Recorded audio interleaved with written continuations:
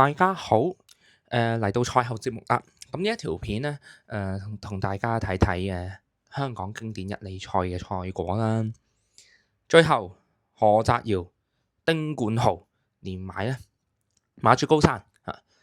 華人組合成功咧繼金槍60之後咧再度揚威呢一場賽事。咁每當見到咧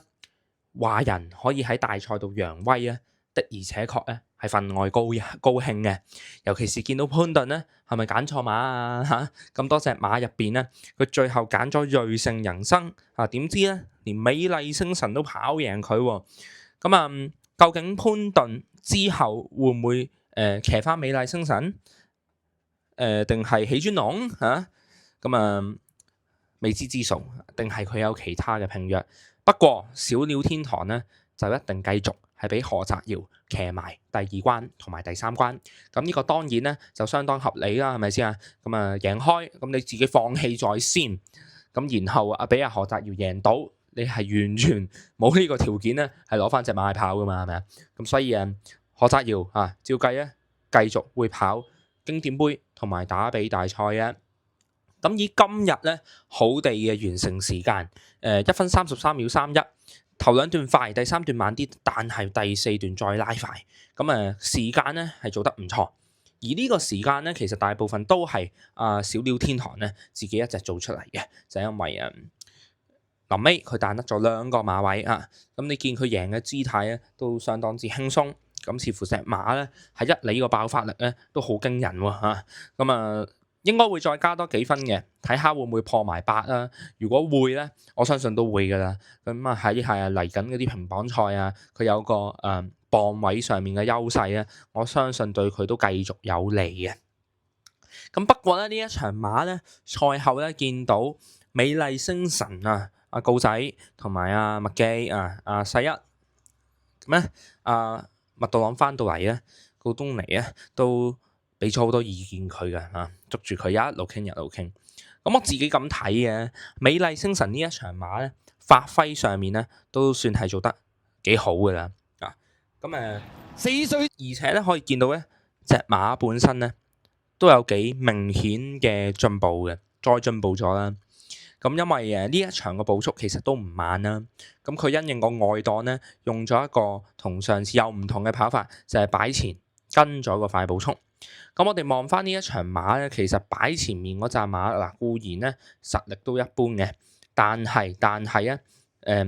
佢咧一齊蝕底下咧係前置馬入邊最好嘅一隻嗱。咁我哋見到咧美麗星辰焗住呢一度走咗上去咧，同嗰隻神區一齊咧係燒嘅。咁反而咧潘頓呢個3碟有遮擋嘅7-8位咧，其實都還好嘅，形勢唔算差。咁我自己覺得咧，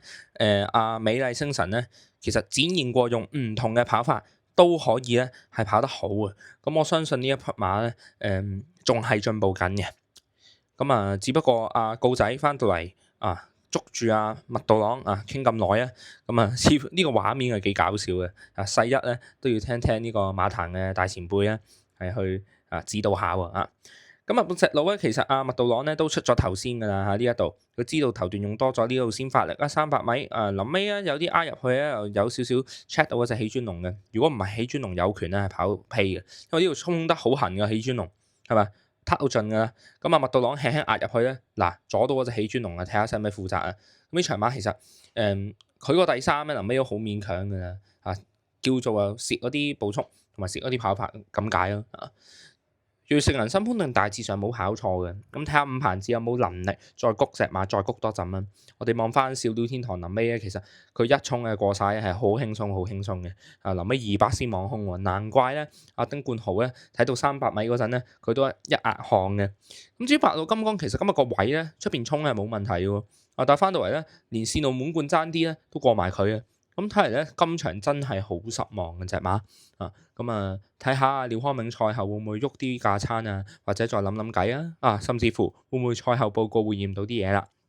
好，今段片嚟到呢一度嘅，我相信咧4歲系列賽咧，我嘅總結咧就去到打比嗰場贏咧，都唔知係咪呢一堆馬嘅，就因為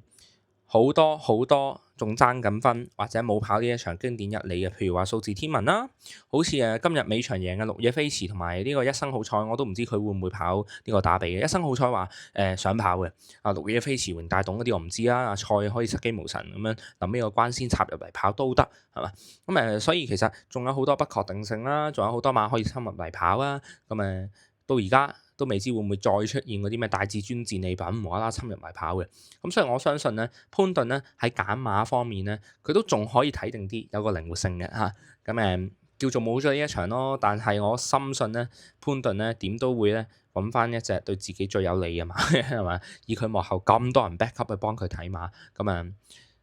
到時候睇下潘頓最後騎邊隻啦。好啦，咁今段片咧嚟到呢一度啦，下次攞本全攻略再同大家睇馬，記得俾 like、comment 同埋 share 我哋贏馬會嘅頻道。